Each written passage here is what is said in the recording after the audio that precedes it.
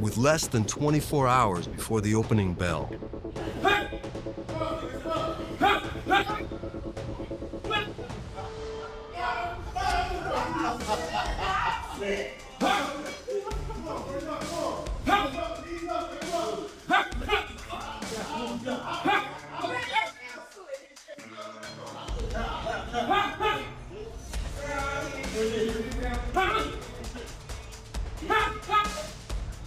World, the best ever.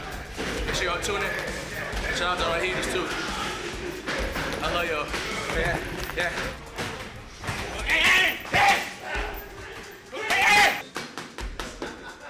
I'm expecting him to do what he always do, and I'm gonna capitalize every mistake that he make, and I'm gonna show him why I'm really like that, and he gonna see the difference, his levels.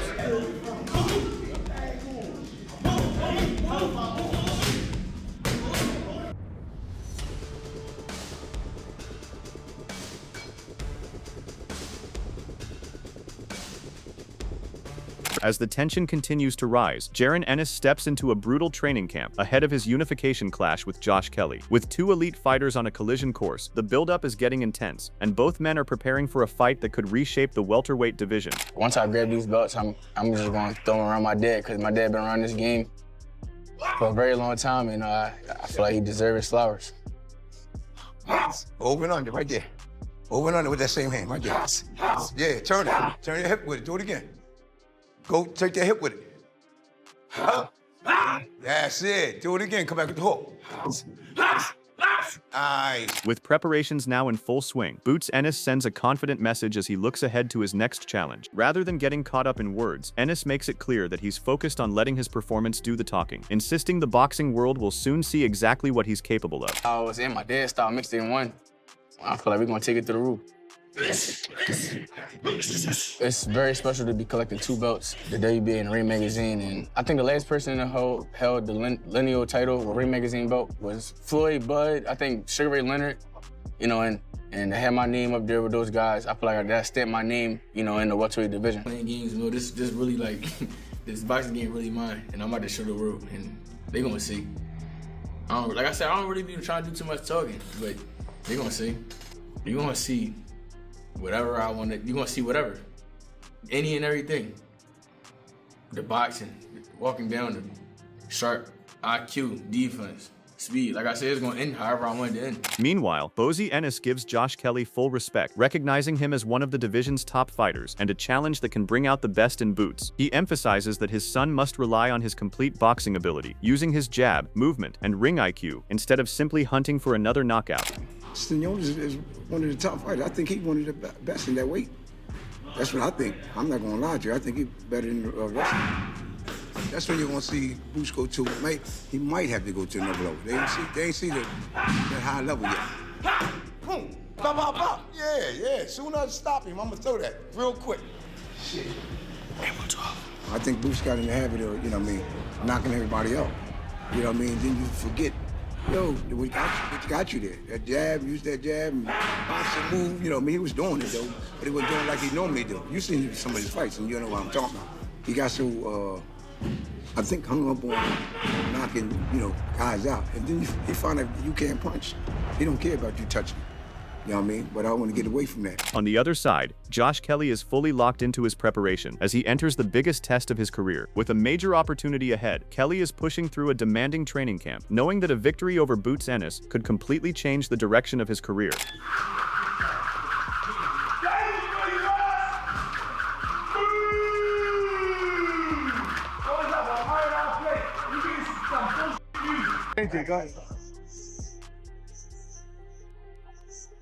He's 9 years a pro. He had a whirlwind of a start to his career. Actually beat a couple of really good fighters in his first 10 fights. As camp continues, Kelly is fine-tuning his striking and focusing on the details that make his offense dangerous. He is sharpening his speed, accuracy, and combinations, aiming to make every shot count when he steps into the ring against Boots Ennis.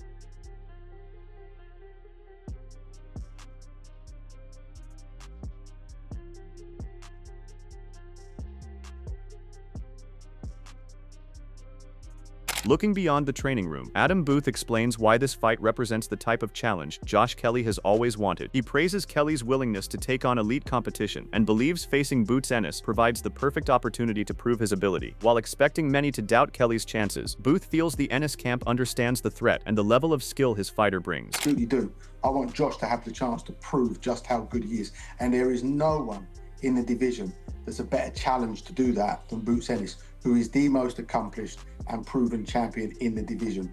Josh doesn't want touches, and I'm not in this sport to work with fighters that want the easy touches. I'm proud of him. I'm proud of how he's gone about his career, how he's overcome the hurdles, and now I look forward to that fight being made and Josh proving just how good he is. And I expect fully everyone not to give Josh a chance in this fight. But I also know that Boots and his dad are real ones. They know the sport and they know boxing. And as from what I was told, Boots' dad predicted Josh to beat Murtazaliev. So they will fully understand that Josh has skill sets that pose a problem. And that's really what matters, is the challenge that's in front of us with Boots and how he goes about the job, and Josh and how he does it. Adding to the discussion, Tim Bradley offers a different perspective on the matchup, suggesting Josh Kelly could present a tougher challenge for Boots Ennis than many anticipate. He points to Kelly's speed, movement, and athletic ability as key weapons that could create difficulties and make him a much more dangerous opponent than some expect. I think Josh Kelly's a little bit more difficult fight, believe it or not, than Virgil Ortiz. Styles make fights. Josh Kelly don't look like much, but he's quick. He got good reflexes. He got some pop on his shots. He's very deceiving. And he got legs. And he gonna move around all night, and Boots gonna have to chase. He gonna have to chase. And he gonna have to chase. And you know, Boots don't really like to chase. You can hear it when they talking. Well, if he's standing right there in front of me, it's gonna be night. You know, it's not gonna be a short night. They like guys that stand in front of them. However, Bradley also explains that Boots Ennis has the tools to adapt once he gets a feel for Kelly's style. He expects Ennis to stay patient, make adjustments, and apply more pressure as the fight progresses, eventually finding openings even if it takes longer than his usual fights. I think Boots will eventually catch up with him, cut him off, hurt him with a big shot, because, you know, Josh Kelly isn't the most, his defense, even though he's very elusive, Boots throwing combinations, something eventually gonna crack that defense. You know, especially when guys that they just like to use the head movement and be, you know, elusive and agile. You can let those punches fly, man, and something eventually is gonna get in there on the guy. And as long as Boots is pressing forward, cutting off the ring, right, prepare himself for boxers, he should have no problem beating Josh Kelly. However, like I said, it's gonna be a little bit more time for him to be able to get to him, judging by, you know, what I know about Boots Ennis. Shifting the focus toward Kelly's career stakes, Paulie Malignaggi highlights how important this opportunity could be. He believes Kelly has the ability to compete at the highest level, but a win over Boots Ennis would be the kind of statement victory that could completely change how the boxing world views him. It's a chance to grab another world title for Ennis, one in Unification. And listen, Kelly, for all the not having lived up to the expectation that he's done, listen, if Kelly can be as special as he was predicted to be for one night, listen, you never know what happens in that fight. Obviously, Ennis has been special every single time he's out there in fights. There's no inconsistency to Ennis, unlike Kelly. But Kelly at his best, there was a reason why there was a lot of expectation heaped on Kelly that he never lived up to. So you always wonder if that Josh Kelly can show up, and then you have a real good fight between Ennis and Kelly, you know.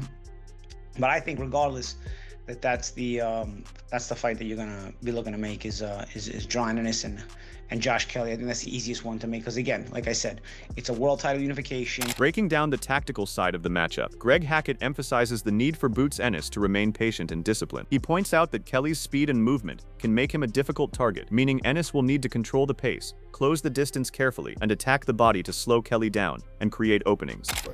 Yeah, we presents this. We know that he has hand speed. We know that he got quick feet, and you know he going to try to make the fight tough for you. He's not the biggest puncher, but he can hit a little bit. And you know, with a guy like Josh Kelly, you just got to be patient. You can't be eager to get to him, because you know he going to make sure he do whatever to get up out of there, like he did with Bachram. Gave Bachram some trouble, but Boots is in Bachram, so you know it's gonna be a different type of fight. But yeah, those are the things you gotta watch out for. You can't just go in there and think you're gonna just punch a man in his head and he ain't gonna do nothing about it. No, Josh Kelly is gonna be quick on his feet, and especially fighting Boots, that's gonna probably be the quickest we ever seen him. He's gonna be quick on his feet, hands gonna be fast, and he's gonna be trying to get in and get out. You know what I mean? So you gotta be good and patient and be ready to go to that body.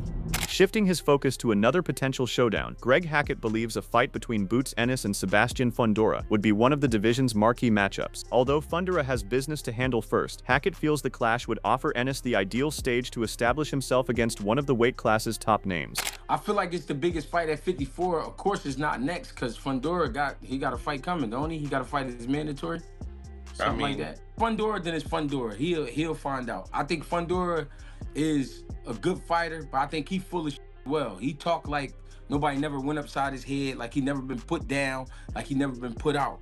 You know what I'm saying? He is who he is, and he is dangerous, and that is the best fight at 54, but he'll find out. He'll find out. However, Boots' father and trainer, Boots Ennis, quickly brushed the call-out aside, hinting that Ortiz's past promotional drama has landed him straight on the back burner. We don't even think about him now. He made us wait. When Boots got in the ring, said we going to fight, sign a contract. And then all of a sudden, him and De La Hoya fell out. And now they all back together again. So what do you think that was? You know what I mean? At that time, they must didn't want to fight him. But you want sounding. You want someone come on in the ring and all that stuff. So, you know what I mean? I ain't said talking nothing bad about him, but that's the way it seemed to everybody now. You know what I mean? So he's on the back burner. Boots also revealed that Team Boots already has their sights firmly locked on a massive unification clash later this year. He confirmed that a deal with Sebastian Fundora is practically locked in, leaving Virgil Ortiz on the outside looking in for their projected December showdown. Well, if you listen to Boots, what's next? Boots already sound on Fundora. I think Fundora is one of the best fighters in that division, and Boots sound Fundora. So Fundora said he's going to fight Boots. So it'll probably be in December. Sharing a similar outlook, Roy Jones Jr. also points to Sebastian Fundora as the kind of opponent Boots Ennis should be chasing at this stage of his career. He believes facing elite competition is the next step for Ennis's growth and sees a matchup with Fundora as a chance for Boots to make a major statement. What do you think about Boots? You think Boots should go and try to make the Fundora fight? He has to. Where else he gonna go? He been in this game 10 years, Andre. He got to make every move he can make right now. He ain't got to. He can't wait forever. You know, we saw what happened with Boo Boo. Boo Boo kept waiting and look what happened with Boo Boo. He waited too long. You understand me? So you can't keep waiting like that. He got to go. Take these opportunities now while they're available. Guess what? Fundora has been KO'd, and you have KO power. So that's not a fight you can't win. There's another huge payday. There's more money. You understand where I'm coming from? So you got to look at it from that side too. But that's not ducking. That's just taking fights the smart way. Taking a smarter fighter first. Tim Bradley passionately declares that boxing has officially entered a new era completely dominated by Jaron's electric talent. He feels the rising superstar is the only fighter alive capable of taking over the entire sport by storm with his sheer entertainment value. Want those belts. This is Boots' era right now, man. This is Boots' era. If one guy could take the sport by storm, it's Boots Ennis. He could take the sport by storm. He can. He's entertaining people. He is so entertaining. Like, seriously. Tim emphasized that rival managers are terrified of Jaron's current momentum and want him to cool down before taking a risk. He challenges the champion to override his team, stop taking easy paydays, and demand the real test fans are begging to see. They see the danger in fighting him right now. He's hot right now. Let him cool down a little bit. Let him cool down a bit. Let's take this easy money over here and then try to set up something next year or so. But if he was really about that action, if he was really, Fundora was really about that action, he would tell his managers, nah, I want him. I want him. Even Sean Porter admits that Boots possesses a level of power and speed that will simply be too much for Fundora to handle. Drawing from his own wars in the ring, the former champ explains that video footage cannot prepare you for Jaron's explosive reality, and firmly backs him to break the giant.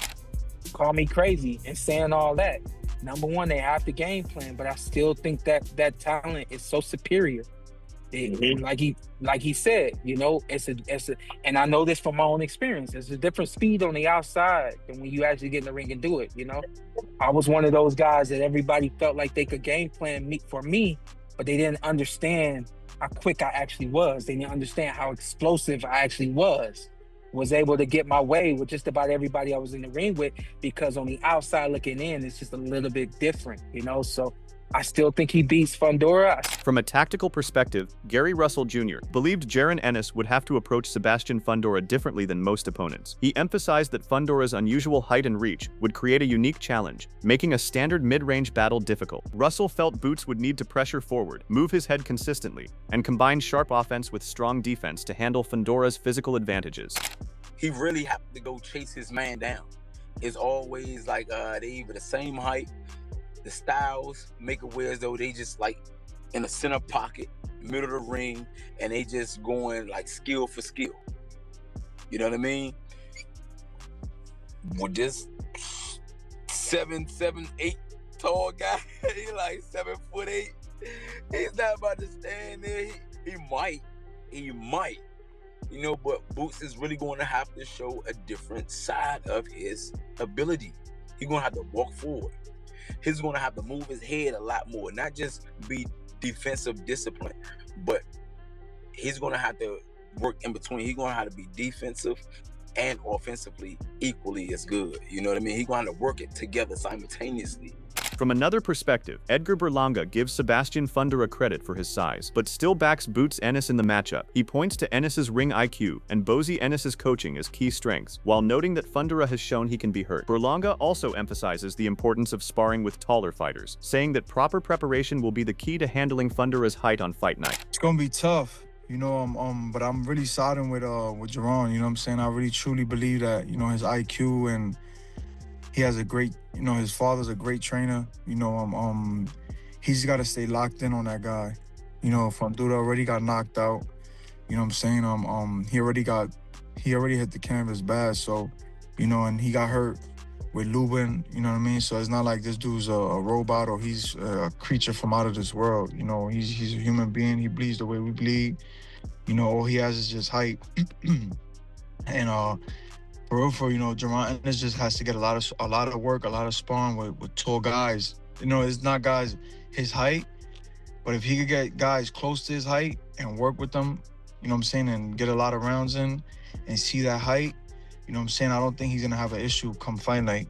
You know, but he has to definitely prepare himself right for that fight. From a technical standpoint, Coach Breadman considers Ortiz the most difficult opponent Ennis could face. He believes the matchup is challenging because Ortiz's efficient offensive approach is well suited to exploiting the type of exchanges Ennis frequently engages in. Although he acknowledges Ennis's athletic advantages, Breadman feels Ortiz has the tools to consistently make him uncomfortable throughout the fight. Stylistically, to me, the hardest fight for Boots is Virgil Ortiz. That's my honest opinion. Virgil Ortiz. Boots got them long, kind of like gangly arms, right? And sometimes he load up a little bit, and Virgil Ortiz punch short and compact, right in the mid-range on the inside, right where Boots like it. And in exchanges, Virgil Ortiz, I don't think he's as fast as Boots for like combinations of punches, but I do think that if Boots is throwing single shots, that Virgil's short, compact punches can get there. Because one thing Virgil don't play like Boots. Offering a different viewpoint, Chris Algieri highlights Sebastian Fundora's unique style as a major challenge, pointing to his size and the technical progress he has shown in recent fights. Algieri notes improvements in Fundora's jab, composure, and defensive discipline, but also emphasizes that Boots Ennis possesses the all-around ability to trouble any fighter, making a potential clash between the two an intriguing matchup. But Fundora is such a difficult puzzle. He's so long, and he's getting better. He's improving. He's improving. He's learning how to use his size. He's using his jab. He's being more disciplined. He's not taking risks like he used to. Talk about a guy who used to allow people to hit him and then has figured out that you shouldn't do that at the highest level in that Brian Mendoza fight. But since then, he's been very, very good. So, yeah, I can understand why people would see him as the final guy because, again, with those physical advantages and the way that he's getting better, very, very difficult to deal with. Ron, with the level of talent he has, he can beat anybody on any given night. So, yeah, it's a really interesting... The debate is only getting louder, but the real answers will come once the bell rings. Until then, let us know who you think has the edge in the comments. If you enjoyed the video, don't forget to like, subscribe, and hit the notification bell for more boxing updates.